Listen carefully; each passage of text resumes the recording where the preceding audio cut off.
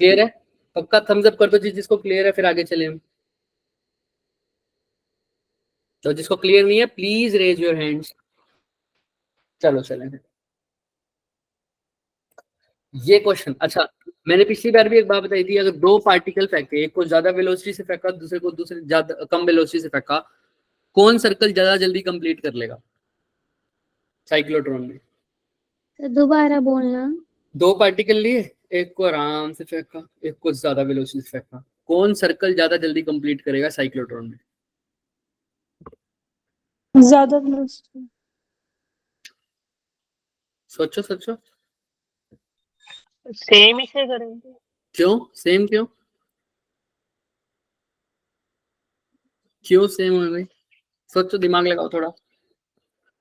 अंदर फिर magnetic field और वही करेगा ना उसकी स्पीड को कंट्रोल। फिर क्या हो गया? मैंने तो कहा एक को ज्यादा वेलोसिटी से फेंका, दूसरे को कम वेलोसिटी से फेंका।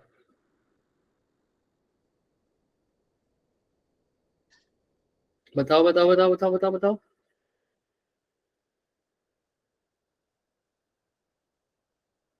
एक को ज्यादा वेलोसिटी से फेंका, दूसरे को कैसे फेंका? कम वेलोसिटी से फेंका। सोचो थोड़ा। जिसकी वेलोसिटी कम है वो सर्कल कैसे कंप्लीट जल्दी कर सकता है? आमतौर पे तो हम ये कहते हैं ना, दो लोगों को दौड़ने के लिए भगा दो, एक सर्कल में दौड़ दो, जो तेज भागेगा उसका सर्कल भी क्या होगा, जल्दी कंप्लीट नहीं होगा क्या? हाँ, पहले ये देखो, पहले जो तेज भागेगा उसका सर्कल जल्दी कंप्लीट नहीं होगा क्या? बोलो हाँ या ना। Yes sir. हाँ जी सर होगा। बट इसमें ऐसा नहीं होगा, देखो कैसे। टाइम पीरियड का फॉर्मूला क्या बन रहा है सर? 2πm/क्यूबी। क्या टाइम पीरियड के फॉर्मूले में कहीं पर भी वेलोसिटी आ रही है क्या? No sir. इसका मतलब टाइम पीरियड वेलोसिटी पर डिपेंड नहीं करता। नहीं करता। तो कितनी भी वेलोसिटी से फेंको दो पार्टिकल को, तो दोनों पार्टिकल सेम टाइम पर वापस आएंगे, मतलब दो अपने सर्कल को सेम टाइम पर कंप्लीट करेंगे। पर ऐसा कुछ हजम हो रही है ये बात? No sir. एक तेज भाग रहा है, एक को तेज फेंका, एक को कम तेज मतलब एक को धीरे फेंका, तो दोनों का जो टाइम पीरियड है सर्कल कंप्लीट, एक सर्कल कंप्लीट करने का टाइम पीरियड नहीं, दोनों का सेम होगा। तुमने कब बोला? हाँ ठीक है ठीक। दोनों का टाइम पीरियड, यानी वो भी एक सर्कल तब इतने टाइम में, अगर 5 सेकंड में कंप्लीट कर रहा है, तो ये भी एक सर्कल कितने में कंप्लीट करेगा बच्चे? 5 सेकंड। समझ रहे हो? तो कैसे होगा सर ये पॉसिबल? हजम तो नहीं हो रहा, लेकिन होगा। देखो, तुम्हें पता है आर क्या होता है? mv/क्यूबी। m constant, charge constant, b constant, तो आर किसके डायरेक्टली प्रोपोर्शनल है? वेलोसिटी के। इसका मतलब समझ रहे हो, जितनी ज्यादा वेलोसिटी उतना ज्यादा रेडियस। तो अगर एक पार्टिकल, और ये टाइम पीरियड कितना है एक सर्कल कंप्लीट करने में, तो अगर एक पार्टिकल जिसको वेलोसिटी कम वेलोसिटी से फेंका, और एक पार्टिकल ऐसा है जिसको ज्यादा वेलोसिटी से फेंका, दोनों का टाइम पीरियड सेम क्यों है? क्योंकि जिसको कम वेलोसिटी से फेंका उसका रेडियस भी क्या होगा सर?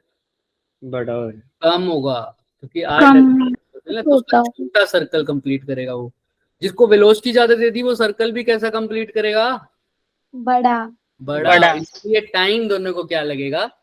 सेम लगेगा सर। इसको फेंका तो धीरे, लेकिन ये कहता चलो कोई बात नहीं, मेरे साथ यहाँ ना इंसाफी करिए, मेरे को कम वेलोसिटी दे रहे हो ना, कोई बात नहीं, मैं उसी टाइम पर सर्कल कंप्लीट करूंगा। बस सर्कल को क्या कर दिया उसने? अपने छोटा कर दिया। दूसरे वाले को सर्कल ज्यादा दे दिया, तो वो मतलब वेलोसिटी ज्यादा दे दी, तो उसका सर्कल भी क्या हो गया? बड़ा। अच्छा, इसीलिए जितना टाइम पीरियड इसको लगा सर्कल कंप्लीट करने में, उतना ही टाइम इसको लगेगा, क्योंकि एक का सर्कल छोटा तो दूसरे का सर्कल भी क्या हो गया? बड़ा। तो टाइम दोनों का इक्वल रहेगा। क्लियर है? Yes sir. दोनों को अगर डिफरेंट स्पीड से फेंका तो किसका टाइम पीरियड ज्यादा होगा बताओ? फर्स्ट का या सेकंड का? सेम होगा दोनों का। दोनों का टाइम पीरियड क्या होगा? सेम होगा। कॉन्फिडेंस से बोला करो, रुक क्यों रहे हो बीच में? दोनों का टाइम पीरियड क्या होगा? सेम होगा। सेम। अब ध्यान से देखो, क्वेश्चन स्टार्ट होते हैं अब से। एक बी में बच्चे प्रोटॉन की और अल्फा पार्टिकल की, किसकी? प्रोटॉन की और अल्फा पार्टिकल की। प्रोटॉन है और अल्फा पार्टिकल है, तो क्या करें sir? Proton alpha particle accelerate हो रहे हैं साइक्लोट्रॉन में, ratio of their normal magnetic field बतानी है। यानी बी, अगर इसके मैग्नेटिक फील्ड B1 है, इसका B2 है, तो क्या बताना है तुमको? B1 bye B2. अगर magnetic field to be applied to the cyclotron so that the protons and the alpha particles have the same period of rotation. Rotation. Time period जो इसका है TP का, वही टाइम पीरियड किसका हो? Alpha का। मतलब इन दोनों का टाइम पीरियड क्या हो जाए? सेम। तो क्या पूछा है कि भाई ऐसा इन दोनों की मैग्नेटिक फील्ड का रेशियो क्या हुआ? इसको भी साइक्लोट्रॉन में डाला, प्रोटॉन को भी समझो, और अल्फा पार्टिकल्स को भी डाला। तो मैं चाहता हूं कि इनका टाइम पीरियड क्या रहे? दोनों का सेम रहे। तो बताओ इन दोनों की मैग्नेटिक फील्ड कितनी होगी? मैग्नेटिक फील्ड का रेशियो बताओ कब? जब टाइम पीरियड दोनों का क्या हो? सेम। अब यहाँ पर वेलोसिटी नहीं पूछता। अगर वेलोसिटी बोलता तो वेलोसिटी के तो क्या हो रहा था? इंडिपेंडेंट होता, तो हम कुछ कहते ही ना। लेकिन यहाँ पर मैग्नेटिक फील्ड पूछा, और टाइम पीरियड मैग्नेटिक फील्ड पे डिपेंड करता है या नहीं करता? बताओ टाइम पीरियड का फॉर्मूला बताओ क्या होता है? T is equal to, हाँ, T is equal to 2 pi m over QB। तो अब दोनों के लिए चेक करते हैं, अल्फा पार्टिकल के लिए भी और प्रोटॉन के लिए भी। अब तुम्हें मैंने पिछली बार भी बताया था, अल्फा पार्टिकल और प्रोटॉन के बीच में क्या रिलेशन होता है? चार्ज ऑफ प्रोटॉन अगर Q है, ये प्रोटॉन का चार्ज है अगर, और ये अल्फा पार्टिकल की बात करें तो, अगर चार्ज ऑफ प्रोटॉन Q है तो अल्फा पार्टिकल का क्या होगा बच्चे? 2Q। Very good. अगर अल्फा प्रोटॉन का चार्ज Q है तो इसका कितना हो जाएगा? 2Q। अगर प्रोटॉन का मास m है तो अल्फा पार्टिकल का कितना हो गया था? कितने टाइम्स? सोचो। 4m। कितने टाइम्स?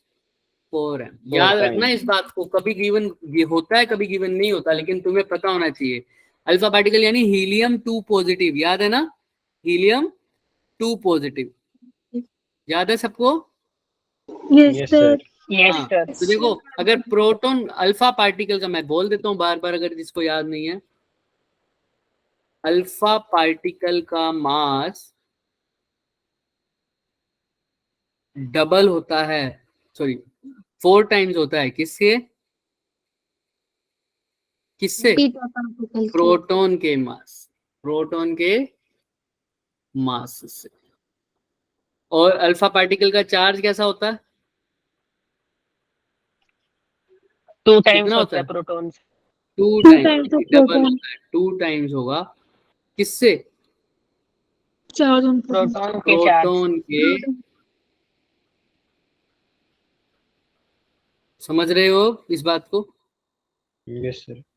पक्का? Yes sir. चलो, जी तो सर। इसीलिए मैंने बोला, अगर अल्फा पार्टिकल का जब प्रोटॉन का मास अगर चार्ज अगर Q बोल रहा हूँ तो अल्फा पार्टिकल का 2Q, प्रोटॉन का मास अगर M बोल रहा हूँ तो अल्फा पार्टिकल का 4M।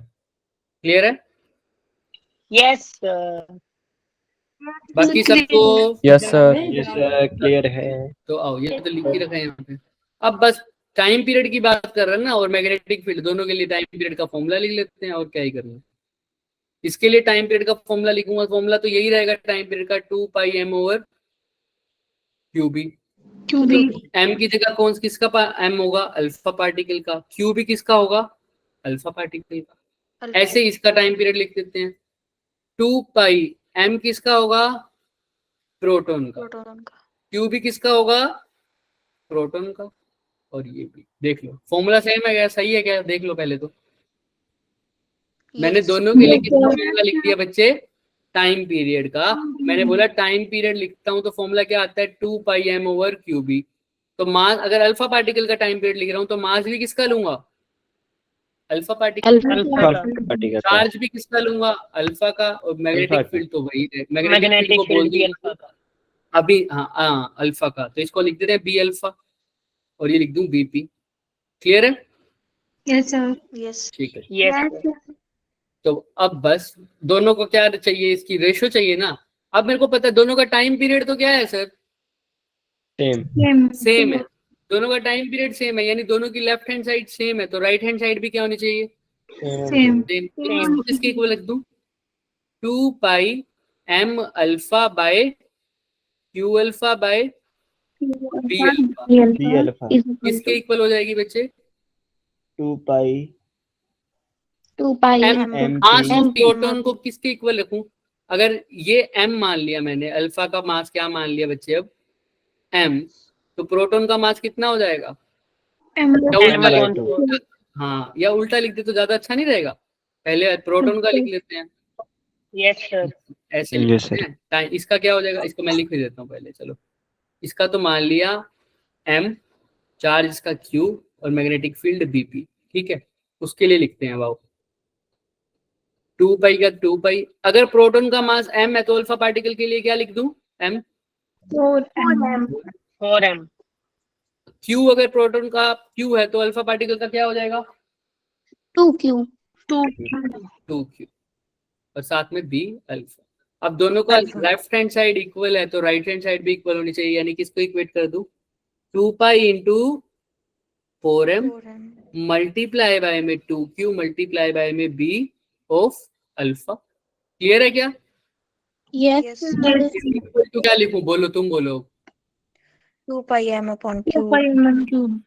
Cube q proton. Clear है? जो चीज कट रही है काट दो। पहले क्या कट रहा है बताओ? 2 पाई 2 से 2 2 पाई से 2 पाई, और m से m और q से m से m और q q से से q। q। अब बताओ फॉर्मूला क्या आ रहा है? बी अल्फा, पहले किसका बात हो रही है? प्रोटॉन की, फिर अल्फा की, यानी B alpha by B proton value वैल्यू निकालो। बी अल्फा उधर ले जाओ, B alpha by B proton किसके इक्वल आ रहा है? 2 तो इसे पूछा क्या, देख सर लेते 2 हैं। के आ रहा है। प्रोटॉन पहले बोला है और फिर अल्फा बोला है, कोई बात नहीं। लास्ट में देखो ना क्या पूछा है, so that the protons and alpha particle. पहले किसकी बात हो रही है? proton के प्रोटॉन की, और उसके बाद alpha alpha particle particle. Alpha particle की। तो पहले हमने अल्फा लिख दिया, कोई बात नहीं। ये कटेगा 2 1 पे और 2 2 पे, तो B alpha by B proton तो क्या आ रहा है? 2 बाय, 2/1 तो बीपी बाय बी अल्फा क्या आ जाएगा? 1/2 किसी को कोई डाउट है क्या इसमें? नो नो सर पक्का क्लियर है? बस तुमको ये ध्यान रखना है कि पहले किसके बारे में बात हुई है, आंसर में किस चीज का पूछा है उसने? मैग्नेटिक फील्ड की रेशियो पूछी है, किस किस की? Proton. प्रोटॉन की और फिर अल्फा पार्टिकल की, यानी बीपी बाय बी अल्फा। पहले प्रोटॉन की बात हो रही है, फिर अल्फा पार्टिकल की, इसलिए बीपी बाय अल्फा। अगर पहले अल्फा लिखा होता तो क्या बोलता? B alpha by BP. BP. Clear है? दोनों का टाइम पीरियड लिख दिया, दोनों का टाइम पीरियड इक्वल है। अगर लेफ्ट हैंड साइड इक्वल है तो दोनों की राइट हैंड साइड भी इक्वल कर दी। चलें आगे? पक्का? तो ये देखो आंसर आ गया 1/2, यानी 1:2। ये क्वेश्चन करो, यहाँ से अब कंसेप्ट भी शुरू हो जाएंगे तुम्हारे। फटाफट देखो, एजर्शन और रीजन। एजर्शन पढ़ो क्या कहता है इसमें। लिमिटेशन ऑफ साइक्लोट्रॉन पढ़ेंगे हम।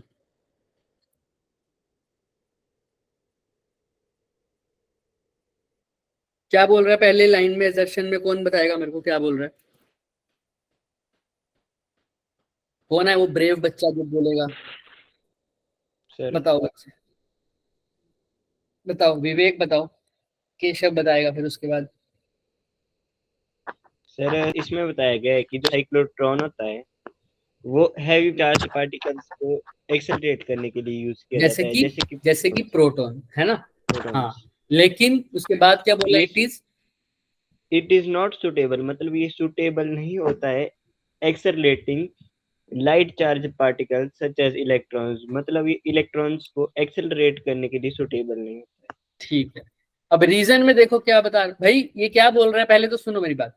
पहले क्या बोल रहा है वो कि भाई प्रोटॉन को तो एक्सेलरेट कर देगा, लेकिन क्योंकि उसका मास अच्छा खासा होता है, लेकिन इलेक्ट्रॉन को एक्सेलरेट नहीं कर पाएगा क्योंकि उसका मास क्या होता है?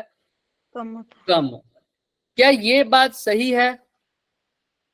किसको सही लग रही है वो रेज योर हैंड। सर नहीं लग No. रही। क्यों नहीं लग रही बच्चे आपको? इसका मतलब साइक्लोट्रॉन इलेक्ट्रॉन को भी एक्सेलरेट कर पाएगा, राइट? है. Yes sir. Yes sir. Electron cyclotron को भी, साइक्लोट्रॉन सॉरी इलेक्ट्रॉन को भी क्या कर पाएगा? एक्सेलरेट कर पाएगा? बच्चे ये गलत हो जाएगा, इसने सही बोल रखा है, इलेक्ट्रॉन को साइक्लोट्रॉन एक्सेलरेट नहीं कर पाएगा। सकते। देखो कैसे, तुमने एक रिलेशन पढ़ा होगा। पहली बात तो इलेक्ट्रॉन, ये भी कहा जाता है ऐसा कि भाई इलेक्ट्रॉन जो है उसका मास क्या होता है, बहुत कम होता है, तो वो थोड़े से टाइम पर अगर मैं उसको वेलोसिटी दे देता हूँ, एक्सेलरेट करता हूँ, तो उसकी वेलोसिटी थोड़े से ही टाइम पर क्या हो जाएगी, बहुत बहुत ज्यादा हो जाएगी। भाई हल्की चीज है तो बहुत ज्यादा वेलोसिटी हो जाएगी ना उसकी, और इतनी वेलोसिटी ज्यादा हो जाती है, बहुत अनकंट्रोल हो जाता है, और डी के अंदर ही कहीं कहाँ क्या हो जाता है, गुम हो जाता है। क्या हो जाता है बच्चे, गुम हो जाता है। समझ में आ रहा है क्या बोल रहा हूँ मैं? उसका मास बहुत छोटा है कि उसकी वेलोसिटी इतनी तेज हो जाती है, थोड़े से ही टाइम पे बहुत ज्यादा वेलोसिटी हो जाती है कि अनकंट्रोल हो जाता है और डी में ही कहीं गुम हो जाता है। पहले तो ऐसा बोला जाता है। दूसरा तरीका क्या है कि भाई ये तो तुम्हें पता है कि मास क्या है उसका, बहुत कम, जिसके कारण उसकी वेलोसिटी थोड़े से टाइम में क्या हो जाएगी, बहुत ज्यादा। तो ये वेलोसिटी बहुत ज्यादा हो जाती है, कंपेरेबल कर सकते हो स्पीड ऑफ लाइट के, लेकिन स्पीड ऑफ लाइट की जितनी नहीं होगी ना, उसके कंपेरेबल बहुत ज्यादा भी नहीं होगी। समझ में आ रहा है? लगभग 1%, 0.1%, 0.8%, 0.7%, 0.5% ऑफ स्पीड ऑफ लाइट। तो जब भी ऐसा होता है, कोई स्पीड ऑफ लाइट के आसपास पहुंचने की कोशिश करता है, तो एक इक्वेशन वैलिड होनी शुरू हो जाती है, वो आइंस्टाइन ने दी थी, जो m is equal to m not divided by √1 minus v square by c square. तुमने इक्वेशन लर्न नहीं करनी, सिर्फ इसका मतलब समझना है। ये क्या होता है बच्चे, मूविंग मास। कैसा मास? मूविंग मास। मूविंग मास। ये क्या होता है बच्चे, रेस्ट मास।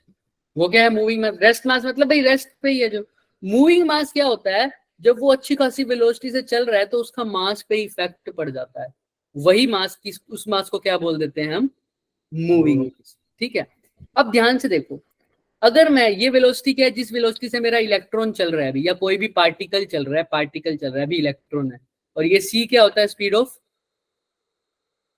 लाइट। अब मैं कहता हूं अगर स्पीड ऑफ पार्टिकल बढ़ जाए तो मास पे क्या फर्क पड़ेगा, कैसे नहीं पता चलेगा तुम्हें?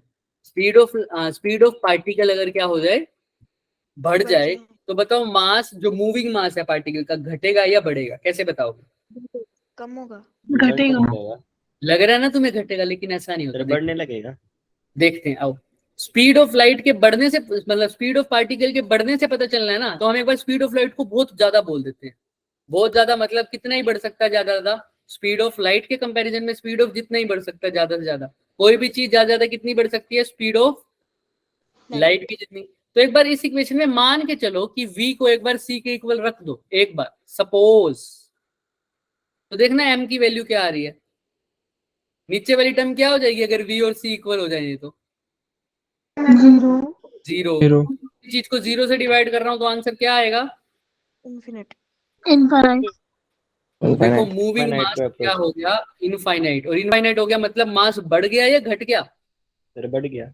बहुत बढ़ गया। अब मैं अगर स्पीड ऑफ लाइट के इक्वल ना भी लूं, सिर्फ ये ना बोल दूं कि वेलोसिटी बढ़ रही है, तो मास भी क्या हो रहा है, साथ साथ बढ़ रहा है। समझ में आ रहा है? जब वेलोसिटी मैक्सिमम ले ली तो मास इनफाइनाइट हो गया, इसका मतलब वेलोसिटी के बढ़ने से मास भी क्या हो रहा था, बढ़ रहा था।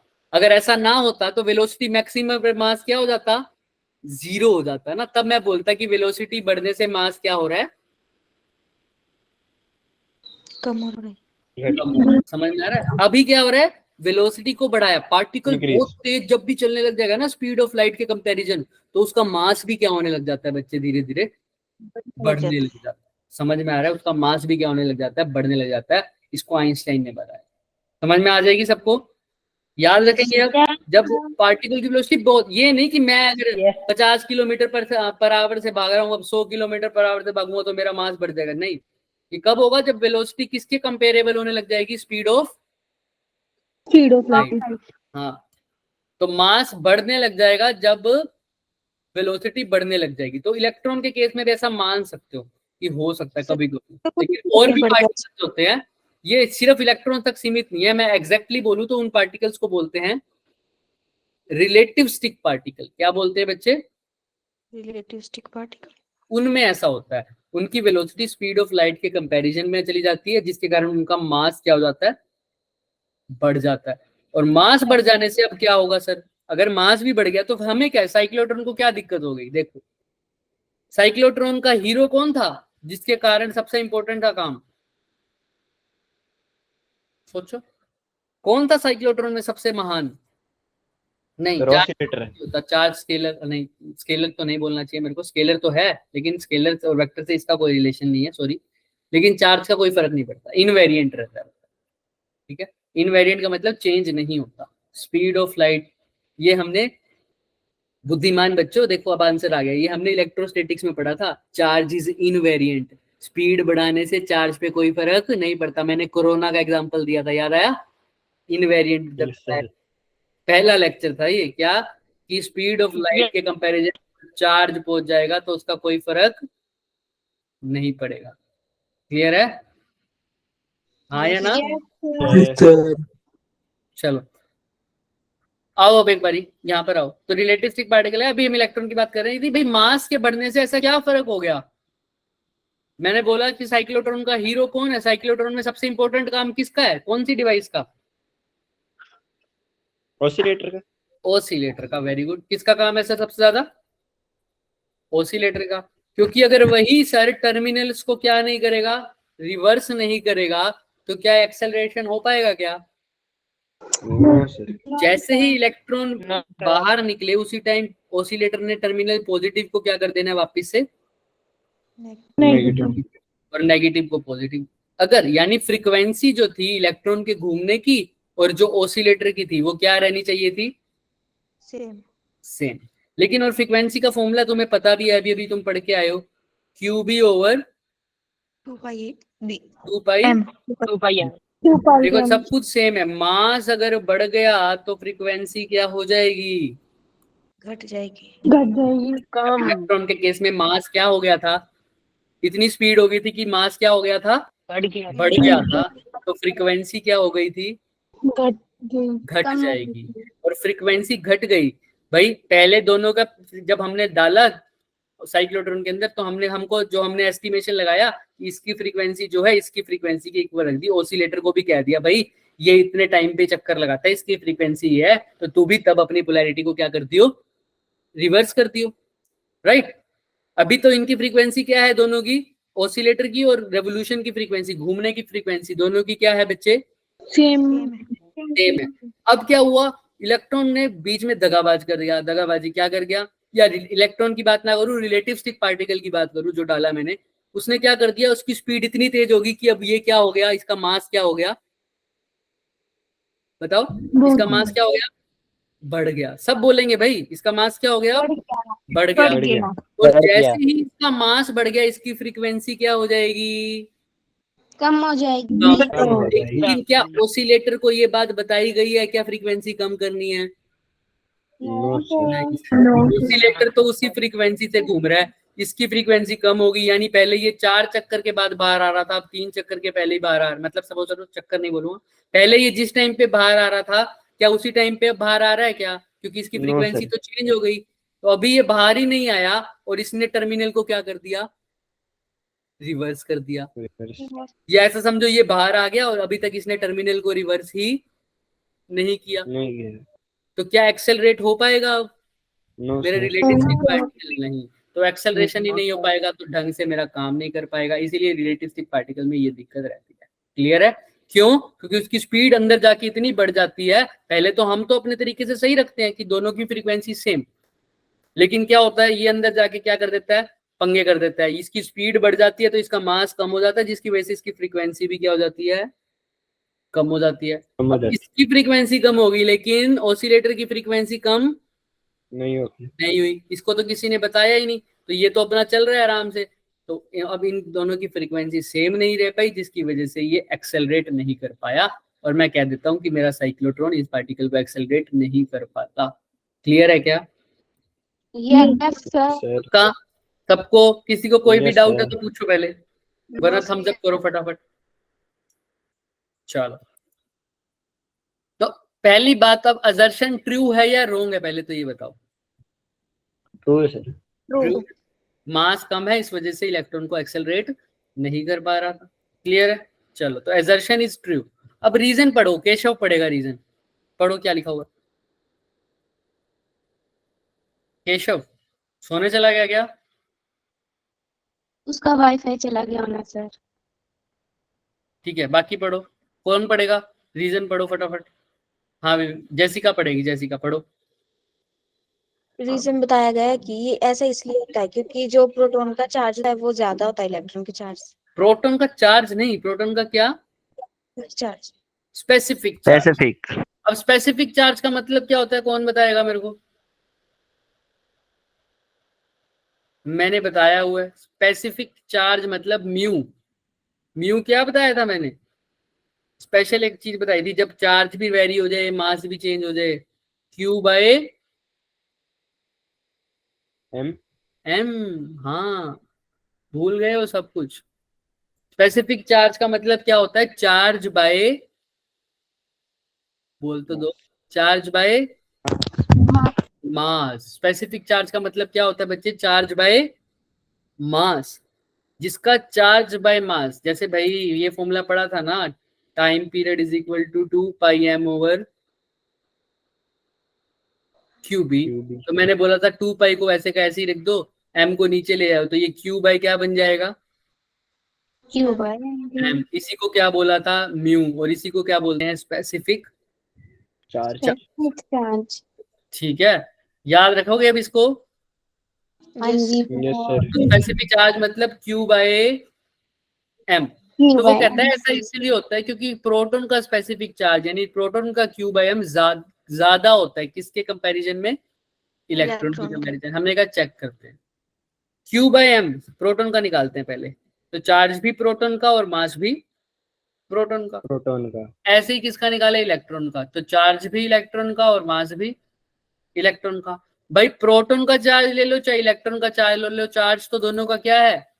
सेम। सेम है, 1.6 इंटू 10⁻⁹ तो मास पे फर्क आएगा। जिसका मास ज्यादा उसका स्पेसिफिक चार्ज कम, क्योंकि मुश्किल है। तो किसका मास ज्यादा है, प्रोटॉन का या इलेक्ट्रॉन का? प्रोटॉन। प्रोटॉन का। तो प्रोटॉन का मास ज्यादा तो उसका स्पेसिफिक चार्ज कैसा होना चाहिए? लेकिन रीजन में क्या बोल रहा है? स्पेसिफिक चार्ज प्रोटॉन का कैसा है? ज्यादा। ज्यादा। तो रीजन क्या हो गया? फॉल्स। रॉन्ग। एजर्शन सही है, रीजन रॉन्ग है। Option number C. C. Clear है क्या? Yes sir. एजर्शन तो ठीक है। अब ध्यान से सुनना, पहली बात, अब इलेक्ट्रॉन को या लाइट पार्टिकल्स को साइक्लोट्रॉन एक्सेलरेट नहीं कर पाता, ये उसकी लिमिटेशन हो गई। क्या हो गई उसकी? लिमिटेशन। बता दिया क्यों नहीं कर पाता। दूसरी बात भाई, अब हमको याद है ना, जो पॉजिटिव चार्ज पार्टिकल कौन से डी में जाता था? नेगेटिव डी में जाता था, फिर वो पॉजिटिव में डी में जाता था। याद है ना सबको? मतलब इधर Yes. नेगेटिव जाता था। ये चार्ज के कारण होता था। अगर चार्ज ही ना होता पार्टिकल पे तो क्या वो नेगेटिव डी के अंदर जाता? No sir. भाई चार्ज नेगेटिव डी में तभी गया था ना क्योंकि चार्ज क्या था पार्टिकल का? पॉजिटिव। अगर चार्ज ही ना होता तो नहीं जाता। तो इसका मतलब जो न्यूट्रल पार्टिकल्स होते हैं उनको साइक्लोट्रॉन एक्सेलरेट नहीं कर पाए। नहीं करता। ये भी उसकी लिमिटेशन है। एक तो इलेक्ट्रॉन जैसे पार्टिकल्स को एक्सेलरेट नहीं कर पाता और न्यूट्रल पार्टिकल्स को भी एक्सेलरेट नहीं कर पाता। क्लियर है क्या? यस। न्यूट्रल को क्यों नहीं करता? न्यूट्रल को इसलिए नहीं कर पाता ना, देखो जो चार्ज, ये एक डी है मेरा, ये दूसरा डी है, ये डी पॉजिटिव है और ये डी मान लो नेगेटिव है। अगर चार्ज पॉजिटिव है तो कौन से डी में चला जाएगा पार्टिकल मेरा जो एक्सेलरेट? नेगेटिव वाली। अगर चार्ज नेगेटिव है तो कौन से डी में चला जाएगा? पॉजिटिव वाली। लेकिन चार्ज ही नहीं है पार्टिकल पे तो कहाँ जाएगा? कहीं भी नहीं जाएगा। कहीं भी नहीं जाएगा। तो एक्सेलरेट कैसे होगा? इसीलिए न्यूट्रल को एक्सेलरेट नहीं कर। नहीं होता। क्लियर है क्या? ठीक है। Yes sir. Yes sir. अब ये भी इसकी क्या होगी? लिमिटेशन होगी। अब सर एक बात बताओ, अगर इलेक्ट्रॉन को एक्सेलरेट करवाना हो तो इलेक्ट्रॉन जैसे पार्टिकल्स को किस वजह से नहीं हो पा रही एक्सेलरेट? पहले तो मुझे ये बताओ, मेन चीज क्या है? मेन चीज क्या है? किस वजह से नहीं हो पा रही? उसका मास बढ़ जा रहा है, मास बढ़ जा रहा है तो उससे क्या हो रहा है? वो फ्रीक्वेंसी अलग हो जा रही है। कम हो जाती है। फ्रीक्वेंसी कम हो रही है या ज्यादा हो रही है? कम हो रही है। कम हो रही है। कम हो रही है। यानी मास बढ़ने से उसकी फ्रीक्वेंसी कम हो रही है। और ये बात किसको नहीं पता? साइक्लोट्रॉन को। ऑसिलेटर को नहीं। तो ऑसिलेटर को नहीं पता। अब ऑसिलेटर को अगर ये बात बता दी जाए तो फिक्स हो सकती है क्या ये बात? ऑसिलेटर को हमने कह दिया भाई फ्रीक्वेंसी क्या हो रही है इसकी कम, तो तू भी अपनी फ्रीक्वेंसी क्या कर ले, कम कर ले। कम कर ले। कम कर ले। तो फिर से फ्रीक्वेंसी दोनों की सही आ जाएगी क्या बराबर? हाँ। जब मैं ऐसा कुछ करता हूँ, ऐसा इंस्ट्रूमेंट लेता हूँ जिसके अंदर मास इलेक्ट्रॉन के चेंज होने के कारण ऑसिलेटर की फ्रीक्वेंसी को हम चेंज कर देते हैं बाद में। मास चेंज होता है तो फ्रीक्वेंसी चेंज हो रही है ना। हमने कहा कोई बात नहीं ऑसिलेटर, तू समझदार है, तू समझ, वो तो पागल है, अंदर जाके तेज हो गया या धीरे हो गया, सॉरी, है ना। तू क्या कर ले, अपने आप को फ्रीक्वेंसी को कम कर ले। तो जब मैं फ्रीक्वेंसी को कम कर देता हूं, जब मैं फ्रीक्वेंसी को कम कर देता हूं, किसके कारण चेंज हो रहा है? मास के कारण। तो इस डिवाइस को साइक्लोट्रॉन ना बोल के क्या बोल देता हूं मैं? सिंक्रोट्रॉन। क्या बोल देता हूं? सिंक्रोट्रॉन या साइक्लोट्रॉन। समझ में? अभी दिखाऊंगा, ठीक है। सिंक्रोट्रॉन बोलूंगा। क्या बोलो? क्योंकि सिंक कर दिया, किसके साथ सिंक कर दिया? इसका मास कम होगा तो इसकी फ्रीक्वेंसी क्या हो जाएगी? कम हो जाएगा। उस इलेक्ट्रॉन का मास तेज हो जाएगा ना, तो लेकिन फिर उस टाइम पर हमारा ऑसिलेटर समझदार बंदा क्या करेगा? अपनी फ्रीक्वेंसी को क्या कर लेगा? कम कर लेगा। तब मेरा काम चल जाएगा। तो ये डिवाइस साइक्लोट्रॉन नहीं कहलाएगी, ये कहलाएगी सिंक्रोट्रॉन। क्या कहलाएगी? सिंक्रोट्रॉन। अच्छा, और क्या इलाज है सर? देखो फ्रीक्वेंसी का फॉर्मूला क्या होता है? क्यूबी ओवर 2 पाई एम। 2 पाई। फ्रीक्वेंसी कम हो रही थी। एक बात तो ये थी कि भाई ऑसिलेटर का समझ गया, समझदार व्यक्ति है कि फ्रीक्वेंसी कम कर ले। हमको तो फ्रीक्वेंसी को देखना है ना। तो फ्रीक्वेंसी किस किस पे डिपेंड कर रही है? चार्ज पर, एम पर और बी पर। एम को तो वैसे ही धोखा देंगे, एम तो हम। अब देखो ऑसिलेटर को कहा भाई देख थोड़ा सा समझ, थोड़ा सा क्या कर ले, फ्रीक्वेंसी को क्या कर ले? कम कर ले। कम कर ले। ऑसिलेटर कहता है चल बे चल, हर बार यही करता रहूंगा, आज इलेक्ट्रॉन है कल दूसरा पार्टिकल आ जाएगा तो क्या करूंगा? तो फिर अब गुस्सा आ गया ऑसिलेटर भी मना कर गया। तो अब हमारे पास क्या ऑप्शन है कि मैं फ्रीक्वेंसी को चेंज कर दूं? देखो फॉर्मूले में चार्ज तो चेंज हो नहीं सकता, मास वैसे ही चेंज हो चुका है, तो क्या रह गया? Magnetic field. हाँ, तो हम मैग्नेटिक फील्ड को क्या कर देंगे? कम कर देंगे, जिसके कारण फिर रेवोल्यूशन की फ्रीक्वेंसी अपने आप क्या हो जाएगी? कम हो जाएगी। रेवोल्यूशन कह रहा हूँ, उसकी भी फ्रीक्वेंसी क्या हो जाएगी? फ्रीक्वेंसी क्या हो जाएगी? धीरे धीरे कम हो जाएगी, क्योंकि मैग्नेटिक फील्ड का डायरेक्ट असर किस पे पड़ रहा है? फ्रीक्वेंसी पर। ऑसिलेटर की फ्रीक्वेंसी पर पड़ रहा है क्या? नहीं पड़ रहा। हमने कहा तू ऐसे नहीं मान रहा, तो ऐसे ठीक है। तू सीधा नहीं मान रहा ना अपनी फ्रीक्वेंसी कम करने के लिए। हम किसको कम कर देंगे? मैग्नेटिक फील्ड को। हमने मैग्नेटिक फील्ड का। तो जब मास के चेंज होने के कारण हमको क्या चेंज करना पड़ रहा है? मैग्नेटिक फील्ड चेंज करना पड़ रहा है। तो इस डिवाइस को कुछ और बोलेंगे, आइसोसिंक्रोट्रॉन। अभी बताऊंगा। तो दो चीजें चेंज कर सकते हैं। या तो क्या चेंज कर दे सीधा ही, किसको चेंज कर दूं? बोलो। ऑसिलेटर की फ्रीक्वेंसी कर दो या मैग्नेटिक फ्रीक्वेंसी को। अब ऑसिलेटर नहीं मान रहे तो किसको चेंज करूंगा? उस मैग्नेटिक। दोनों केस में डिवाइस अलग हो जाती है। देखो पढ़ लो, आओ पढ़ाते हैं। ये देखो, ये तो हमने कल कर लिया था। कहाँ गया? ये रहा, आई थिंक यहाँ। हाँ, पहले मास के चेंज करने के कारण हम ऑसिलेटर को समझाएंगे। तो देखो, if frequency is varied in synchronization with the variation of the mass of the charge particle, यानी चार्ज पार्टिकल का मास चेंज हो रहा है, तो हमने किसको समझाया? ऑसिलेटर को। तो फ्रीक्वेंसी को चेंज कर दिया, तो इस डिवाइस का नाम हो जाता है सिंक्रोसाइक्लोट्रॉन या सिंक्रोट्रॉन भी बोलते हैं। क्या बोलेंगे? सिंक्रोसाइक्लोट्रॉन। इसमें कौन चेंज हुआ है? हमारा ऑसिलेटर क्या निकला? शरीफ निकला। तो ऑसिलेटर ने अपनी फ्रीक्वेंसी क्या कर दी? कम कर दी। ठीक है, चेंज कर दी, ज्यादा भी कर सकता है, वो डिपेंड करता है। अच्छा, दूसरा केस किसका है? क्या वेरी हो जाए? Magnetic field. देखो, अगर मैग्नेटिक फील्ड वेरिड हो जाए सिंक्रोटाइन में मास के साथ, तो क्या बोलेंगे उसको? Isochronous cyclotron. क्या बोलेंगे? Isochronous cyclotron. पूरा इसको दिमाग में नहीं रखना, अभी ऑब्जेक्टिव में आएगा तो कर लेंगे, बोर्ड्स में तो आता भी नहीं। ठीक है, सिंक्रो और आइसोक्रोनस क्लियर है? एक फ्रीक्वेंसी है और एक मैग्नेटिक। चलो बढ़िया, तो यहाँ तक आगे चलते हैं। अब न्यूट्रल पार्टिकल्स को भी नहीं कर पाता एक्सेलरेट, और इलेक्ट्रॉन्स को भी नहीं कर पाता। इसने लिखा हुआ get lost in the D, electron घूम हो जाते हैं डी में, ये हम पढ़ चुके हैं।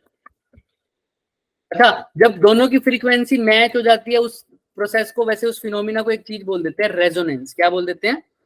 रेजोनेंस। बस ये याद रखना, वो रेजोनेंस हम आगे भी पढ़ेंगे, तुम्हें क्लियर हो जाएगा। जब ऑसिलेटर की फ्रीक्वेंसी और इनके घूमने की फ्रीक्वेंसी क्या हो जाए मैच, तो इस फिनोमिना को क्या बोल देंगे बच्चों? रेजोनेंस। हाँ केशव बोलो क्या कह रहे हो?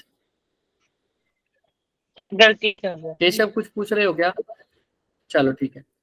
अब देखो ध्यान से, ये क्वेश्चन मैं कराऊंगा, क्या लिखा हुआ है इसके आगे वाले होमवर्क में है। प्रोटॉन है और क्या है बच्चे?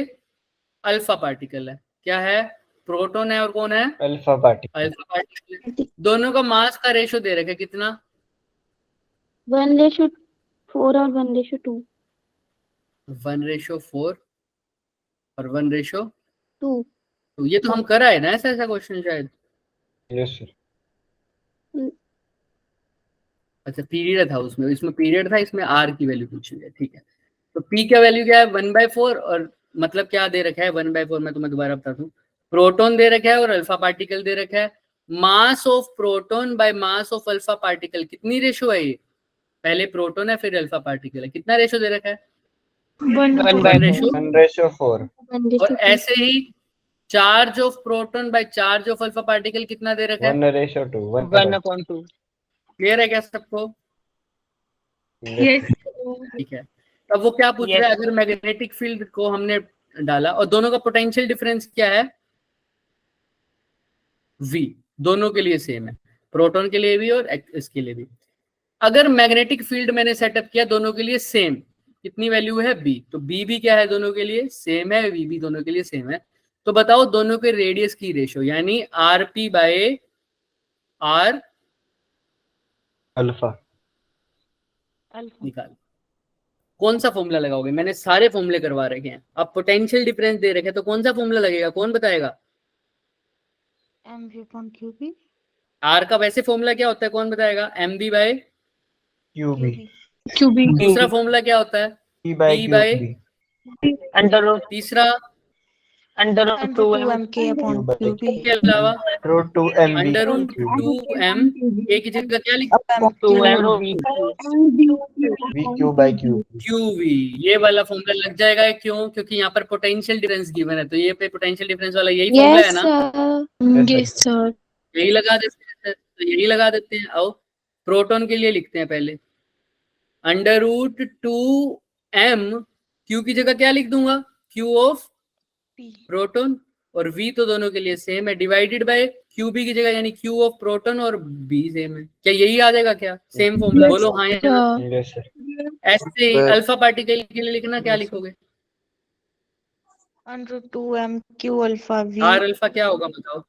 Very good, under root 2 m, यहाँ पर mass 2 alpha v alpha. Mass of alpha particle, charge of B alpha particle, potential difference दोनों के लिए क्या है बच्चे? सेम है। नीचे क्या आएगा? चार्ज ऑफ किसका चार्ज? Q alpha. अल्फा। और यहाँ पर क्या ये ठीक है क्या? बी। बोलो हाँ या ना। अच्छा। पक्का? Yes sir. पक्का। किसी को कोई डाउट है तो बच्चे हैंड रेज करके पूछ सकते हो। किसी को कोई डाउट? हाँ या ना? No sir. क्योंकि मुझे अब हैंड रेज नहीं दिख रहे। चलो माइक ऑन करके बताओ, किसी को कोई डाउट है क्या? No sir. चलो, तो मैंने क्या किया, बस आर वाला ये वाला फॉर्मूला लगेगा। सबको क्लियर है? हाँ सर क्लियर है। आरपी और अल्फा के लिए फॉर्मूला लगा दिया, एमपी क्यूपी वी ये सब। अब दोनों को बस डिवाइड करना है। डिवाइड करने से पहले मैं चाहता हूँ दोनों को स्क्वायर ना कर दूं तो सही रहेगा, क्योंकि ये रूट हट जाएगा। तो स्क्वायर कर दो। आरपी का स्क्वायर करना क्या आ जाएगा? ऊपर तो रह जाएगा 2mp qpv अपॉन में qp का स्क्वायर mb का।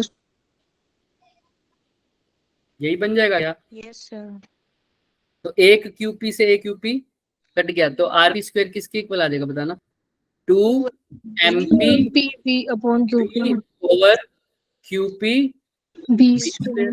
ऐसे ही अब बिना देखे मैं अल्फा के लिए भी लिख सकता हूँ, सब कुछ सेम है। तो अल्फा का स्क्वायर किसके इक्वल आ जाएगा? 2m alpha v divided by b का स्क्वायर। यही आ जाएगा क्या? Yes sir. अब दोनों को बस डिवाइड कर दो। दोनों को डिवाइड करूंगा, बी से वी मर जाएगा, बी स्क्वायर से बी स्क्वायर मर जाएगा, तो 2 से 2 भी मर जाएगा। तो बताओ किस किस की रेशो आ रही है इक्वल? बताओ बताओ बताओ फटाफट। एम और Q. RP by R alpha किसके इक्वल आ रहा है बताओ? RP square by R alpha square किसके इक्वल आ रहा है बच्चे? MP PM by alpha upon into Q alpha by हाँ, एम अल्फा इंटू तो क्यू। यहाँ पर क्या आ जाएगा? M alpha by Q alpha. क्या यही आ रहा है क्या? बोलो Yes. हाँ या ना। तो पुट कर दो ratio. MP by M alpha की रेशो कितनी दे रखी है? 1/4 1/4। Very good. और क्यूपी बाय क्यू अल्फा की? 1/2 क्यूपी बाय क्यू अल्फा की 1/2 है, लेकिन यहाँ तो क्यू अल्फा बाय क्यूपी है, तो क्या आ जाएगा? 2/1। 2/1 तो 1/2। Two. तो क्या आ जाएगा? बी अब ये ऑप्शन। स्क्वायर है, दोनों की रूट करूंगा तो आरपी बाय आर अल्फा किसके इक्वल आ जाएगा? 1/2 1/2। रूट 2। हाँ, तो आरपी बाय आर अल्फा किसके इक्वल आ रहा है बच्चे? 1/√2। रूट 2। क्लियर है क्या सबको? Option number A. Yes sir. देखो आ गया option number A. Yes sir किसी को कोई भी डाउट है तो पूछ लो।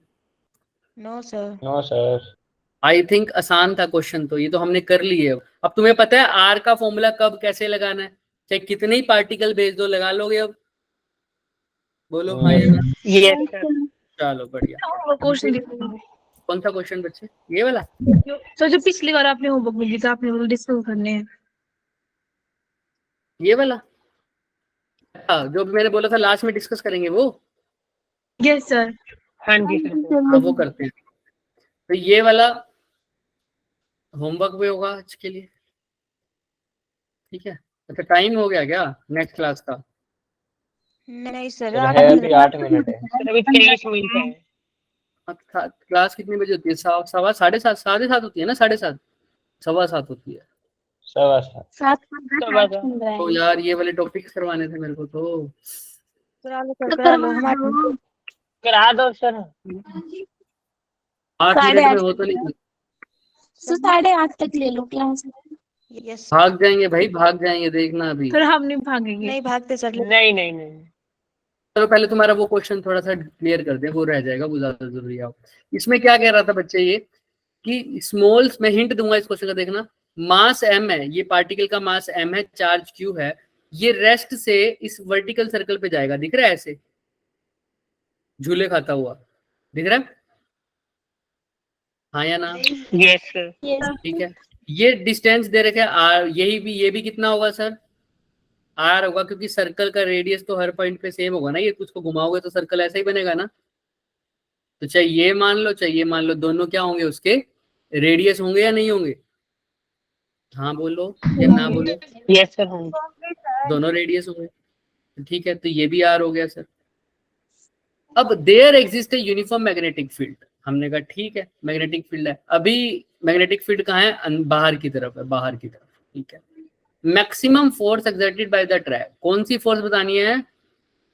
Maximum exerted by the track. Track ने कितनी मैक्सिमम फोर्स डाली है? कितनी डाली होगी? ट्रैक कितनी फोर्स लगाएगा? पहले तो बताओ ट्रैक कौन सी फोर्स लगाएगा, उस फोर्स का नाम।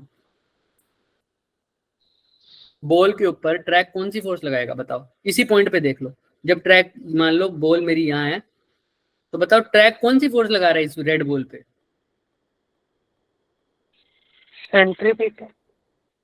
सेंट्रीपिटल फोर्स तो सर्कल में घूमने के कारण मिल रही है, वो तो अलग बात है। ट्रैक कौन सी फोर्स लगाएगा? मैं अगर सपोज कर लो वो कुएं की बाउंड्री पे घूम रहा हूं, तो कुआं मेरे पैरों पे कौन सी फोर्स लगा रहा है? फिश की तरह चल रहा हूं मैं, छिपकली की तरह, बताओ। फ्रिक्शनल तो सरफेस लगाएगा उसका, मेरे पैरों पे, बिल्कुल ठीक बोल रहे हो। और एक फोर्स लगेगी अगर स्मूथ सरफेस है, अब बताओ फ्रिक्शन नहीं है, अब गिर जाओगे सर, वो तो अलग बात है, वो मेरी दिक्कत है। तुम ये बताओ फोर्स कौन सी होगी? नॉर्मल रिएक्शन होती है जब भी सरफेस कांटेक्ट में हो, तो कौन सी फोर्स होती है? Normal reaction. तो ये उसी फोर्स की बात कर रहा है। नॉर्मल रिएक्शन कहाँ लगेगा, इस पॉइंट पे होगा तो ऐसे लगेगा। हमेशा सरफेस के कैसे होता है, परपेंडिकुलर। हमेशा सरफेस के कैसा होता है बच्चे, परपेंडिकुलर। तो इसने पूछा है जब वो मैक्सिमम लगेगी। हमने कहा अच्छा, मैक्सिमम तो तभी लगेगी जब सब कुछ मैक्सिमम होगा, वेलोसिटी वगैरह सब मैक्सिमम होगा। अभी तुम्हें बाद में पता लगेगा, अभी दिखाऊंगा। तो नीचे यहाँ पे देख लेते हैं। हमने कहा सबसे ऊपर पॉइंट पे देख लेते हैं, सबसे नीचे पॉइंट पे देख सकते हैं।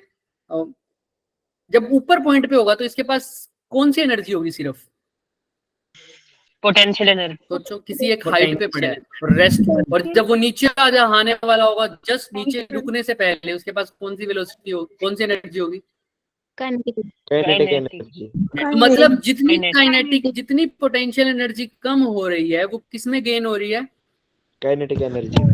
काइनेटिक एनर्जी गेन हो रही है। तो कितनी कम हो रही है पोटेंशियल एनर्जी, बताओगे? ऊपर कितनी थी, मास जी एच, एच कितना है, हाइट देखो कितनी है, आर, है ना। यहाँ से हाइट कितनी है, कितनी हाइट ऊपर है, आर हाइट ऊपर है। तो एच की जगह क्या लिख दूंगा, आर। पोटेंशियल एनर्जी का फॉर्मूला यही होता है ना, mgh। Yes sir. बोलो। Yes sir. तो फाइनल हो गई 0, क्योंकि लेफ्ट पे उसके लाइन तो सिर्फ काइनेटिक 0 माइनस mgr, मतलब mgr का कम हुई है। mgr पोटेंशियल एनर्जी है वो कम हुई है, और ये किसमें कन्वर्ट होगी, काइनेटिक एनर्जी में। उसका फॉर्मूला क्या होता है, half M V square. M से एम कट गया, वी स्क्वायर का फॉर्मूला क्या आ जाएगा, 2g। तो वी का फॉर्मूला क्या हो जाएगा, अंडर रूट 2g। अब ये वेलोसिटी मैक्सिमम कब होगी, जब पार्टिकल सबसे ऊपर होगा या सबसे नीचे होगा, तुम खुद बताओ। सबसे नीचे होगा, क्योंकि ऊपर तो पोटेंशियल एनर्जी मैक्सिमम है, तो वेलोसिटी मैक्सिमम कब हो सकती है, वेलोसिटी मैक्सिमम तब होगी जब काइनेटिक एनर्जी मैक्सिमम होगी, और वो नीचे होगा। तो नीचे आके देख लेते हैं। तो नीचे ये पॉइंट है क्या, यस सर। इस पॉइंट पर देखो एक बार, ये इसी पॉइंट को मैंने यहाँ बना दिया। अब नीचे कौन सी फोर्स लग रही होगी इस पॉइंट पे, अर्थ वाली कौन सी होती है, वेट लग रहा होगा, हाँ mg। अच्छा, अभी इस पॉइंट पे नॉर्मल कैसा बनेगा, ऊपर की तरफ बिल्कुल 90 डिग्री। तो नॉर्मल रिएक्शन कहाँ बनेगा, ऊपर की तरफ, एन। किसी को डाउट, नो सर। बोलो नो सर। ठीक। नॉर्मल रिएक्शन हमेशा परपेंडिकुलर लगता है, तो इस पॉइंट पे परपेंडिकुलर यही है, ठीक है। और कोई फोर्स लग रही है, हाँ मैग्नेटिक फोर्स कहाँ लगेगी बताना। वेलोसिटी कहाँ है, इस डायरेक्शन में, पार्टिकल इस डायरेक्शन में है, मैग्नेटिक फोर्स अंदर है, मैग्नेटिक फील्ड अंदर बाहर है, सॉरी। तो फोर्स कहाँ लगेगी देखना, v क्रॉस b करके देखो, v कौन सी डायरेक्शन में है, ये कौन सी डायरेक्शन होती है, कौन सा कैप, आई कैप। आई कैप। और Left b side कौन सी cap। डायरेक्शन में है, b k कैप, बाहर की तरफ है। तो i क्रॉस k क्या होता है, i क्रॉस के उल्टा चल रहा हूं तो क्या होगा, माइनस माइनस जे, मतलब ऊपर या नीचे, नीचे। नीचे। नीचे। तो मैग्नेटिक फोर्स नीचे, और उसका फॉर्मूला क्या हो जाता है, QVB। साइन थीटा साइन 90 होगा क्योंकि परपेंडिकुलर गया है ना, वेलोसिटी और मैग्नेटिक फील्ड परपेंडिकुलर है, तो QVB। तो देखो फोर्स, मैग्नेटिक फोर्स भी नीचे लग रही है, mg भी नीचे लग रहा है, n कैसा लग रहा है बच्चे, और पार्टिकल घूमेगा कैसे, अगर वेलोसिटी सर परपेंडिकुलर है और इसने बता भी रखा है पार्टिकल कैसा घूम रहा है, सर्कल में। तो एक्सेलरेशन ऊपर की इधर की तरफ होगी ना, सेंटर की तरफ। कौन सी एक्सेलरेशन होती है वो, जो सर्कल सेंटर में, हाँ हाँ बोलो बोलो, सही बोल रहे हो, कौन सी एक्सेलरेशन होती है वो, जब सर्कल में पार्टिकल, हाँ सेंट्रीपिटल एक्सेलरेशन, मतलब मोशन सेंट्रीपिटल एक्सेलरेशन वाला है, सेंटर की तरफ, सर्कल की तरफ घूम रहा है, तो एक्सेलरेशन ऐसा होगा इस डायरेक्शन में। मतलब कुल मिला के मोशन ऊपर की तरफ मान लू मैं एक किस्म से, मतलब सेंटर की तरफ है। तो नेट फोर्स कैसी होगी, कौन बड़ा होगा, एन लेके जा रहा होगा या mg और fm लेके जा रहे होंगे, एन लेके जा रहा होगा भाई जिस डायरेक्शन, भाई मैं कहूँ एक फोर्स F1 ऊपर लग रही है, F2 नीचे लग रही है, तो बताओ एक्सेलरेशन अगर ऊपर ले हो रही है तो फोर्स कौन सी होगी जो लेके जा रही होगी ऊपर, F1 वाली। हाँ तो मैं ऐसे लिखूंगा F1 minus F2 is equal to m, ऐसे लिखता हूँ ना। यस। अगर Yes, एक्सेलरेशन नीचे होती तो क्या लिखता, एक्सेलरेशन नीचे होती तो क्या लिखता, F2 माइनस F2 माइनस अभी भी वही सीन है सर। अब एक्सेलरेशन ऊपर हो, मतलब सेंटर की तरफ हो रही है, तो कौन लेके जा रहा होगा? बताओ कौन सी फोर्स है वो? Normal N. तो एन माइनस क्या लिखूं? mg mg minus Q V Q यानी V Q V B FM is equal to M A. और एक्सेलरेशन होता क्या है सेंट्रीपिटल फोर्स का? v square by R R, यानी वही फोर्स वही होती है ना एम स्क्वायर बाय आर। हाँ Yes, क्लियर है sir. सबको? यहाँ तक ये इक्वेशन ऐसे लिखी, सबको ये क्लियर है? Yes, sir. ठीक है। यस सर अब बस n की वैल्यू निकालनी है तुमने। n की वैल्यू निकाल लो यहाँ से। ये देखो अगर इसमें नहीं लाया तो यही n पूछा इसने। n मैक्सिमम है ना, इस पॉइंट पे n मैक्सिमम होगा जब वेलोसिटी मैक्सिमम है। बस कर दो, n निकाल लोगे अब यहाँ से, बाकी सब उधर ले जाओ। n निकल गया। Yes. वेलोसिटी की वैल्यू पुट कर दो ना, कितनी है वेलोसिटी की वैल्यू? वेलोसिटी कितनी है? Under root 2G R. बस पुट कर दो बच्चों, और कुछ नहीं करना। या चाहो तो पहले इसको चेंज कर दो। n इज इक्वल टू क्या हो जाएगा बच्चे? M V square by R plus Q V B plus mg अब वैल्यूज पुट कर दो। n की जगह n लिखो, m की जगह m लिखोगे, v स्क्वायर की जगह क्या लिखोगे बच्चे? 2GR लिख देंगे. 2gr डिवाइडेड बाय भी क्या है? R r है प्लस q, v की जगह क्या लिखोगे? अंडर रूट 2gr और डिवाइडेड मल्टीप्लाई कुछ नहीं है, मल्टीप्लाई बाय क्या है? b है प्लस में क्या है? m mg। किसी को कोई दिक्कत? No sir No, sir. Answer है, इसको सोल्व कर लेना, आंसर आ जाएगा। और जो क्वेश्चन में दे रखा होगा ऑप्शंस क्या थे, इसे हैं कि किसी के पास है? किसी के पास ऑप्शन? मैं देखता हूँ रुको, कौन सी पीडीएफ थी ये?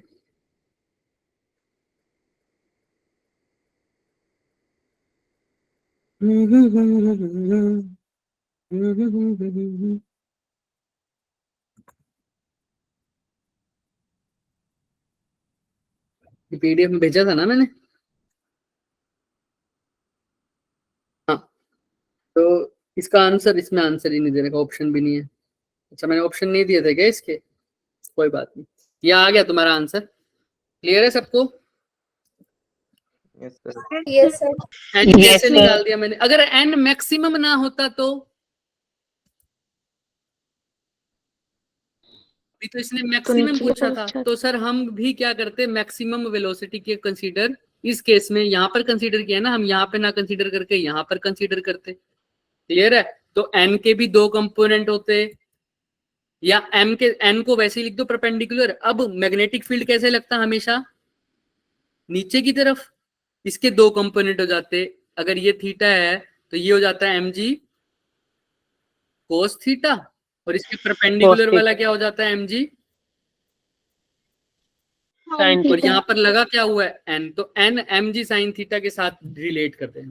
क्लियर है? वो हमने भी नहीं करना, बट जब मैक्सिमम होगा तो नीचे वाली पोजीशन क्लियर करनी है वहां पर, तो याद रखना इस बात को। देखना ये क्वेश्चन भी मिलेगा तुम्हें, ट्राई करते रहना। अच्छा क्वेश्चन था ये, बहुत अच्छा क्वेश्चन था, इसलिए होमवर्क दिया था। और B2 में ही बच्चे ने मेरे से क्वेश्चन पूछा, ये B1 में नहीं पूछा था किसी ने, इसलिए मैंने उनको थोड़ा सा लड़ा भी है इस चक्कर में। ठीक है, तो ये क्वेश्चन अच्छा था। समझ में आ जाएगा कि आप सबको n कैसे निकाला है। सबसे पहले क्या अप्रोच लगाएंगे इस क्वेश्चन में? अप्रोच ये लगाएंगे कि जो नेट फोर्स है वो कैसे निकालनी है। हमने देखा मैक्सिमम फोर्स है, तो मैक्सिमम फोर्स कहाँ लगेगी? तो वहां जाके देखा, n निकाला, सब कुछ देख लिया मैंने, मैक्सिमम फोर्स की इक्वेशन निकाल दी, नेट फोर्स निकाल दिया, और बस। यही नहीं पता होगा जिस बच्चे को कि मैक्सिमम फोर्स कौन सी है। इस केस में मैक्सिमम फोर्स का नाम क्या है? कौन सी फोर्स है? कौन सी फोर्स निकाली है हमने? बोलो, जोर से बोलो, एक तो डरा मत करो, जोर से बोलो, कौन सी फोर्स निकाली है? नॉर्मल हाँ तो बोलो क्या है? नॉर्मल रिएक्शन फोर्स है सर, यही तो है ना जो ट्रैक लगा रहा है किस पे बच्चे? बॉल पे या स्फीयर पे, तो हर पार कांटेक्ट फोर्स ही है वो। कांटेक्ट फोर्स, फ्रिक्शन का तो नाम ले ही नहीं रखा, तो कौन सी फोर्स है सर वो? Normal reaction. हमेशा याद रखना, कांटेक्ट फोर्स कौन सी फोर्स होगी? Normal Normal reaction. रिएक्शन। ज्यादातर बोलते हैं यही वाली होती है, और भी होती है वैसे, अभी जो हमारे केस में है वो नॉर्मल रिएक्शन। तो नॉर्मल रिएक्शन वो निकालना पूछ रहा था, और वो भी तब जब मैक्सिमम केस हो, और मैक्सिमम केस के लिए फोर्स भी मैक्सिमम लगेगी, तो Q V B sine theta, theta 90 लिया हमने इसीलिए, ऐसा मान लो। क्लियर है? यस। तो इसीलिए तो फोर्स की वैल्यू क्या रखी, Q V B, sine theta नहीं लिखा, और अगर नॉर्मल ना होता तो साइन थीटा वही रखता। हाँ ऐसा ही होता है, ट्रेन वाली पटरी मान लो वो भी ट्रैक है, कोई भी ट्रैक हो सकता है। ट्रैक सूट पहन के क्या हमेशा ट्रेन की पटरी पे जाते हो? ना सर। किसी भी ट्रैक पे जाते हो ना। हाँ चलो क्लियर है, जा सकते हैं Yes, बच्चे। अब sir. किसी को कोई डाउट है तो वो पूछ जाए। हमने B1 में तो खत्म कर दिया ये वाला पूरा टॉपिक, तुम्हारे में हो नहीं पाया, कोई बात नहीं, हम नेक्स्ट क्लास में करेंगे, जल्दी करेंगे तो ऊपर से जाएगा। आज जो करवाया है वो समझ में आया क्या? साइक्लोट्रॉन के क्वेश्चन अब कर लोगे अच्छे से? Yes, sir. Yes sir. चलो बढ़िया। कल हम बात करेंगे इससे आगे की, कल नहीं नेक्स्ट लेक्चर में। चलो ओके बच्चों, बाय। ये तो 7:15 है ना फिर। हाँ कल है ना क्लास तुम्हारी 7:15, ठीक है 7:15 है, याद रखना। ओके बच्चे bye. Bye sir. Bye, sir तो sir. 6 बजे फिर कोई भी क्लास नहीं है कल? नहीं, अगर होगी तो मैथ्स की होती, तो अगर तुम्हारी मैथ्स की शेड्यूल में है तो मैथ्स की होगी, वरना नहीं होगी। Yes sir. और वो वैसे तुम्हें मैसेज भेज भी देंगे। चलो ठीक है बच्चे, बाय। बाय। Good night.